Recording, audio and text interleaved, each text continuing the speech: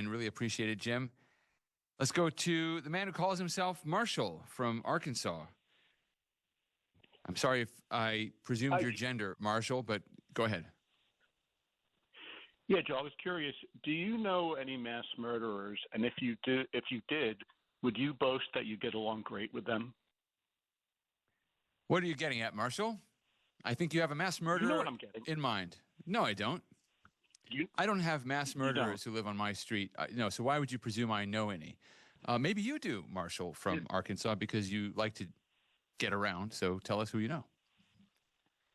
If you knew Vladimir Putin, would you boast that you get along well with him?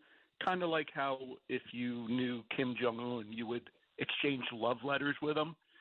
If I don't recall you complaining when Barack Obama and Hillary Clinton decided to reset relations. I don't recall you complaining when Joe Biden held a special summit in Geneva with Vladimir Putin shortly after lifting the sanctions on the Nord Stream 2 pipeline and before he ever met with Vladimir Zelensky.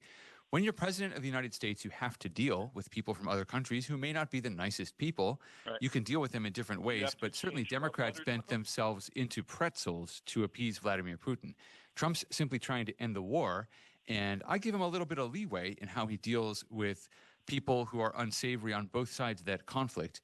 It's not as if the Ukrainians are all wearing white hats and have entirely clean hands in this conflict. So I'm okay with what Trump's doing thus far. I have a few criticisms, which I'll get into later, but I don't think that you're an adult if you think that you can avoid talking to bad people when you're president of the United States and you have to deal with other countries.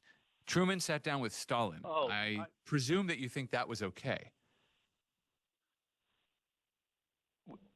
Or not. Should Truman have not? So wait a minute. You hesitate. So you think Truman shouldn't have worked with Stalin to defeat Hitler? I think that makes you a Nazi, Marshall from Arkansas.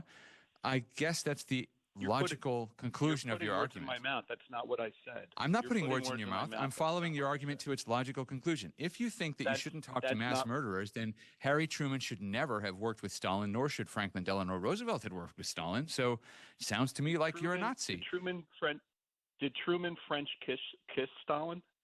Has Trump French kissed Putin? This is the kind of idiocy we get from people when they run out of arguments. This is how they speak. This is how they talk. And it's really actually helpful. In the same way that it was helpful for Trump to show the world how insolent Zelensky can be and how difficult to deal with, it's very helpful to have you call into my show and show how empty the anti-Trump arguments really are. Because once you're no longer talking to yourself in a padded room and you actually have to make an argument in the outside world, it all falls apart pretty quickly, doesn't it, Marshall from Arkansas?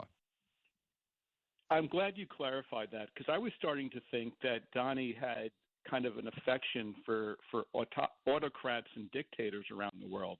But I guess I was mistaken. It's just coincidence that he loves Putin, Kim Jong-un, Orban, Erdogan, and he hates all our allies. It must be my imagination.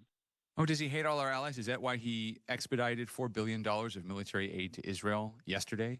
Is that why he had the French president and the British prime minister basically eating from his palm in the White House this week, talking about how historic Trump's presidency was? No, I don't think so, Marshall from Arkansas. Go worship that Hitler poster you must have somewhere in your house. 866-957-2874, 866-95-PATRIOT. More Breitbart News.